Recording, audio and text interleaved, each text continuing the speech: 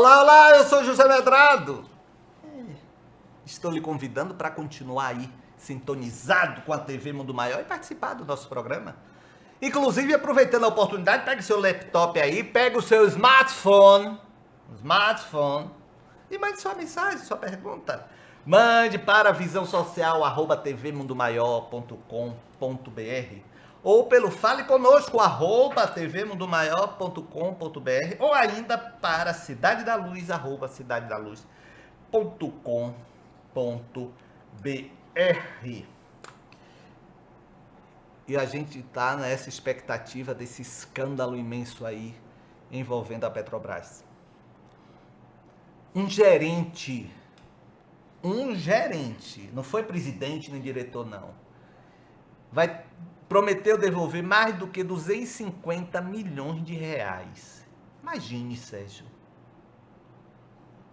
Pois é, o gerente devolvendo um valor maior do que a Mega Sena da virada. Imagine o que ainda não vem. A crise que nós passamos é uma crise moral de valores. E o pior, que a gente vê o vizinho fazendo, aí tem aquela mania do brasileiro. Ah, se fazem porque eu também não vou fazer. Aí vamos nas pequenas coisinhas também agindo de uma forma malandra, digamos assim. E é isso que está se estabelecendo no nosso país. Precisamos estar atentos, inclusive na educação segura dos nossos filhos. Pois é. Ai, mas vamos aqui às suas perguntas depois, né? Brasil, coração do mundo, pátria do evangelho. Será? Eu não acredito mais nisso, não. Eu acho que foi um ideal espiritual que está sendo cada dia mais afastado. Carla Cristina é de Minas Gerais. Minha mãe fez um aborto há 24 anos. E depois disso, nunca mais teve saúde por conta de um câncer no colo do útero que lhe trouxe grande sofrimento. Apesar de estar livre desta doença, outras sequelas apareceram, trazendo-lhe osteoporose, osteomielite, pelo tratamento com radioterapia. A minha dúvida finalmente é em relação a este destino que ela está vivendo? Será que ela já não sofreu bastante ou ela ainda poderia fazer para parar este erro pagar esse erro ainda nesta vida? Ô menina, ô Carla, olha, você sabe o que acontece? Ninguém está cobrando nada dela, não. É ela que está se cobrando. É ela que está se punindo. É ela que está, eu até diria, se auto-amaldiçoando. É ela. Não é ninguém. Então é ela que precisa romper com este ciclo aí vicioso de culpa, sofrimento e dor para resgate. Culpa, sofrimento e dor para resgate. É ela. Então ela tem que se conscientizar disto. Tá, fez, poxa, sim. Naquele momento ela tinha uma visão limitada das questões da vida maior. Passou. Ela não fez mais nada. Então é isso que ela precisa realmente se conscientizar. Senão ela vai estar sempre se auto-sabotando. Sempre.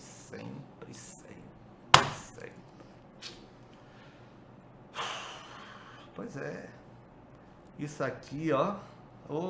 Como mexe com tudo. Adriana Fernandes é de Aracaju. Sou católica e convivo com amigos que são espíritas. Sempre tive dúvidas quanto ao que realmente seria um resgate. Mas nenhum deles conseguiram sanar minha dúvida até hoje. Aí recorro a você, que é um líder espírita conceituado e conhecido no Brasil. Obrigada. Adriana, você sabe, existem algumas expressões, palavras mesmo no movimento espírita, que eu vejo que não são muito bem empregadas. Por exemplo, eu não gosto dessa palavra resgate. Está pagando. Não. Eu gosto muito de se dizer reeducando, se reajustando. Porque somos colocados, já disse uma vez um amigo espiritual, diante de situações em que fracassamos. Então é como se fosse uma segunda época, uma prova de recuperação. Não nos saímos bem durante o curso de uma vida passada, então somos levados a recuperar aquilo que nós fracassamos, que não saímos bem. E algumas pessoas nem recuperam, porque voltam a falhar naquele compromisso. Porque nesta vida, nada tem que. No máximo, é bom que. É bom que. É bom que. Se consiga as coisas, é bom que. Se faça isto, é bom que. Se faça aquilo. Não tem que. E ninguém pode dizer, por exemplo, você veio com esse compromisso. Você veio para casar com João e ficar com João até o final da vida. Quem disse isso? Quem garante que aquele casamento não foi a precipitação motivada pela erotização de um momento, de um período? Tá entendendo, Carla? Então, eu não gosto de falar resgate. Não. Eu gosto de falar reajuste.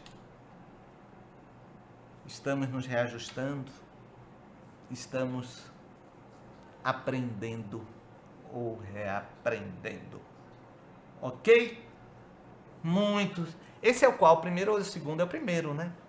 Então, muito se tem dito por aí afora. Você está pagando. Isso então de pagar. Oh, meu Deus. Gera, sabe o que é que eu penso? Gera uma espécie de submissão negativa, né? Então se eu estou pagando, eu vou sofrer. Não. Não penso que viemos nesse mundo para o sofrimento. Diferente, repito, do reajuste. Viemos para o reajuste, que poderá ser feito plenamente, pela metade, ou sei lá, ou nem feito. Ok? Pois é, eu vou ao intervalo, não sai daí não, volto já já, é rapidinho, rapidinho, até já.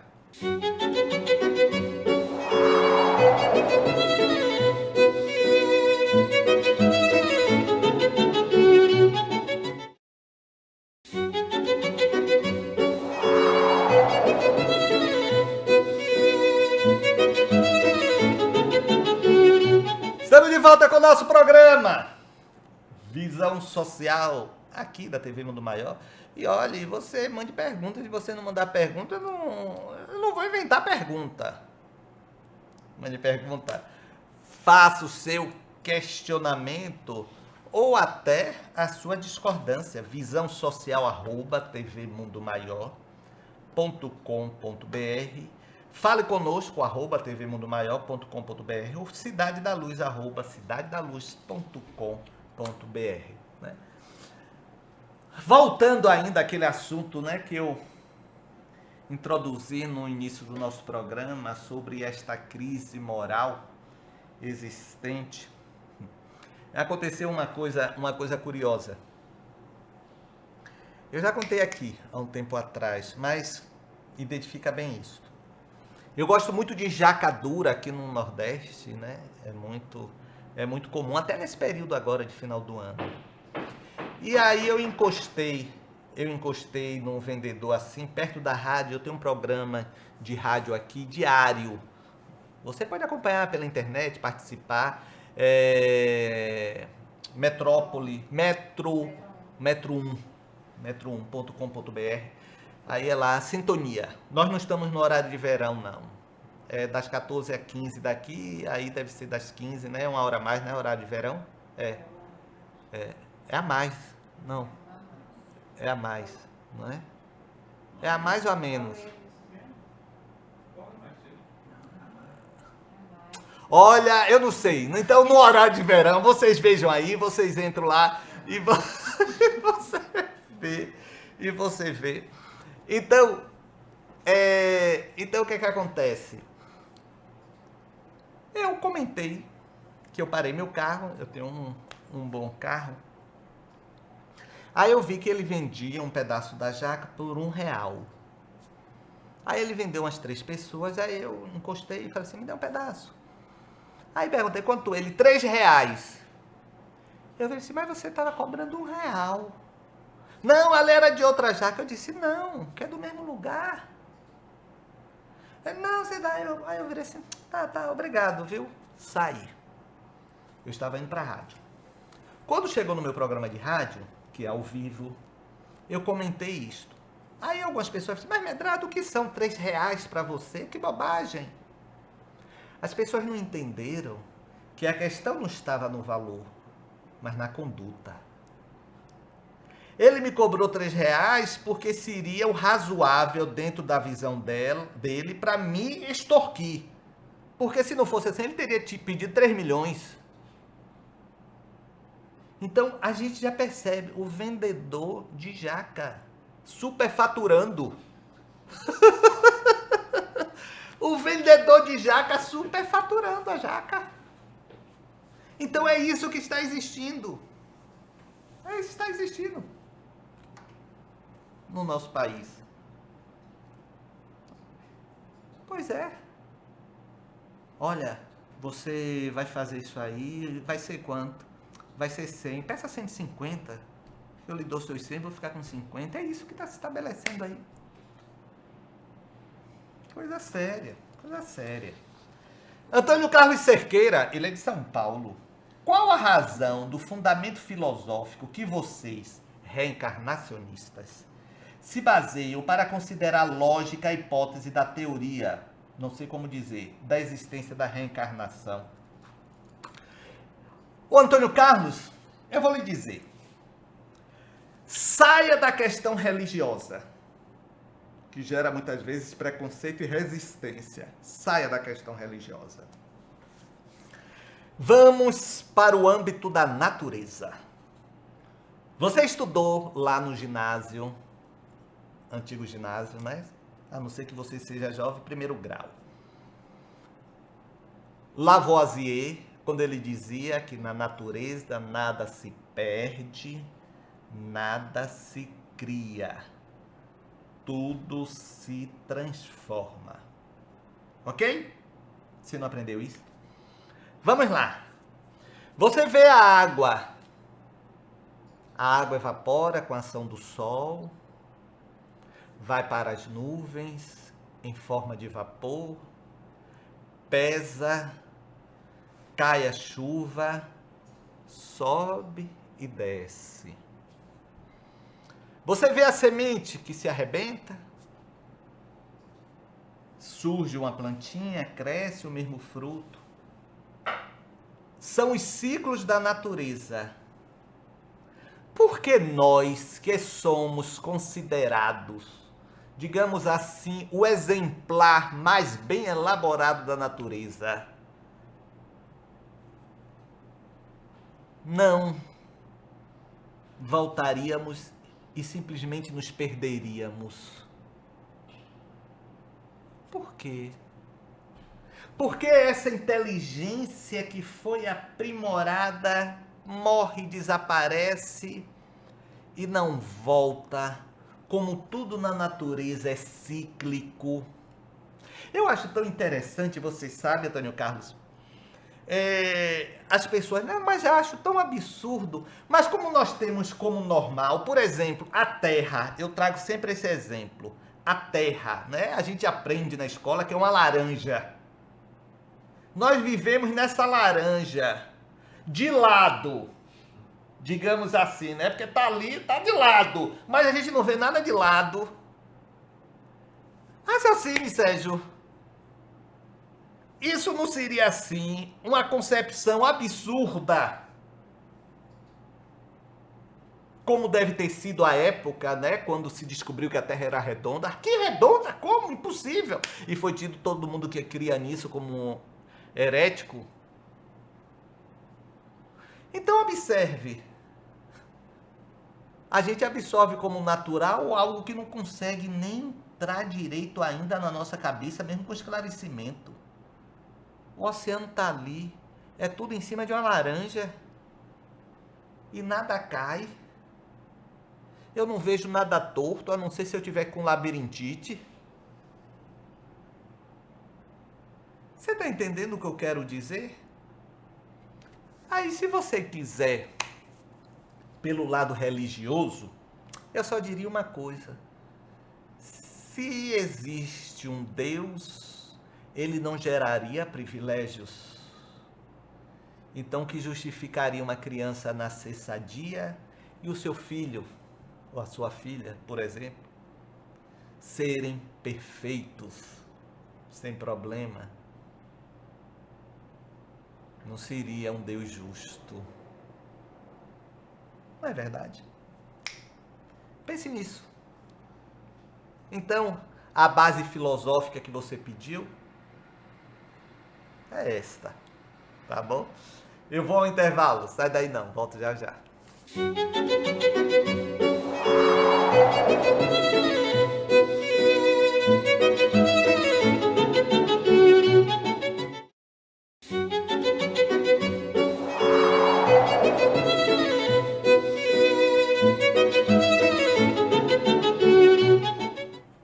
Estamos de volta com o nosso programa Visão Social aqui pela Rede Mundo Maior. E aquele momento da inserçãozinha que a gente faz. Olha, a verdade é que se nós não conseguimos muitas coisas na nossa caminhada é porque nós nos dispersamos no foco. Precisamos ter foco no que queremos. Veja aí algumas considerações que eu fiz no preâmbulo de uma palestra. E eu volto para me despedir, claro, que eu não vou poder ir embora sem lhe dar um abraço. Volto já. Temos que aprender, e eu digo sempre isto aqui, porque é uma realidade. Mas nem tudo que a gente fala aqui vocês viabilizam, o que é lamentável. Mas precisamos aprender a concentrar as nossas forças interiores. Quando nós dirigimos a atenção para algo, aquele algo se torna mais forte, mais potente. Até quando seja uma atenção dispersiva. O que eu chamo de atenção dispersiva? Aquilo que não está diretamente direcionado, permitam-me a redundância, àquela questão, mas termina funcionando. Há uma história de Buda que diz que ele estava no monastério perto de Jetavana e lá há um rio que dá acesso a esse monastério. É a Siravati, o nome do rio. E Buda ia fazer uma pregação no monastério. Os seus discípulos sabiam que ele estaria no monastério e houve uma mobilização, todo mundo queria ir ouvir a palavra iluminada do Siddhartha Gautama.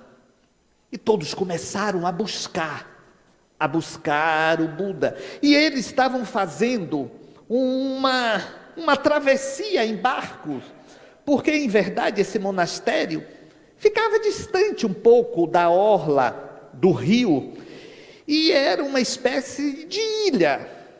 Então só tinha acesso a Jetavana através deste rio.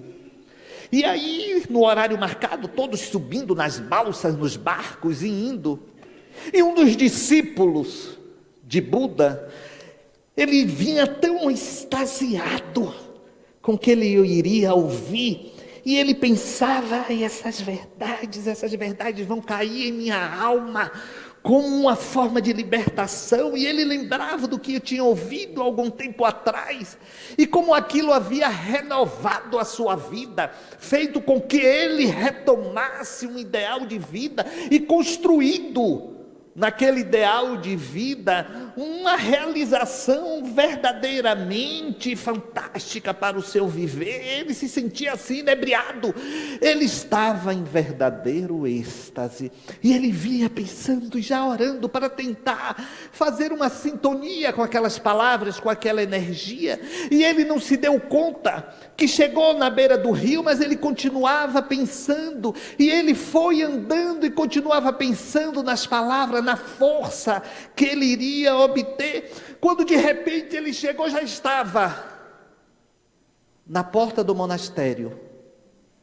Aí ele se deu conta, parou, olhou para trás e se perguntou, como ele chegou ali? Buda desceu com os discípulos, porque alguns viram como aquele seguidor havia chegado ali, e eles desceram, e o discípulo perdido ficou sem entender, e os outros disseram, aí Buda. Aí ele disse, o que foi que aconteceu? Os outros disseram, você caminhou sobre as águas, você veio andando por cima das águas, e nós vimos. E ele disse, eu não sei o que foi que aconteceu. Eu vinha pensando na iluminação, e nem me dei conta que tinha entrado no rio. E Buda arrematou. Foi a sua mente focada no que você elegeu como prioridade, e obstáculo algum se interpôs à sua caminhada. É isto. E nós temos experiência disso no nosso dia a dia. Quando concentramos a nossa atenção na dor de cabeça, como ela fica maior? Na dor de dente ou em qualquer dor? Como realmente parece que cresce, e vem alguém, se distrai você e conversa, e você até, todo mundo já teve um momento desse, e diz assim, olha, eu até esqueci que eu estava sentindo a dor, aí quando lembra dela, muitas vezes ela volta. É uma prova concreta disto, do que eu chamo da atenção dispersiva, é uma prova disto. Então, se nós temos provas dessas possibilidades, por que nós não engendramos processos em benefício de nós mesmos dentro desta possibilidade? Por que não? É uma questão de inteligência, e é por isso que eu digo, nós não sabemos viver. Não sabemos viver. Freud dizia que o ser humano vive subdiafragmaticamente, para a satisfação do estômago e do sexo. E a grande maioria é só do estômago, né? Então, não pensamos para cima. Não pensamos naquilo que alguém já disse lá atrás, que só usamos 1/10 da nossa capacidade mental. 1/10, ou se preferir, 10%. De 100 usamos apenas 10%. Então isso é o quê? Talentos que enterramos e não multiplicamos. Pois é, gente. É isso aí, mantenha o foco, se obstine, olha a perseverança que Jesus falou lá no Evangelho, tá bom? Eu vou embora, me queira bem porque não custa nada, só vai fazer bem o seu coração. Agora, se você não quiser bem, tiver antipatia, sei lá, eu vou me aborrecer, eu não estou nem aí, eu vou seguir o meu caminho, tá bom? Até a próxima, tchau, tchau.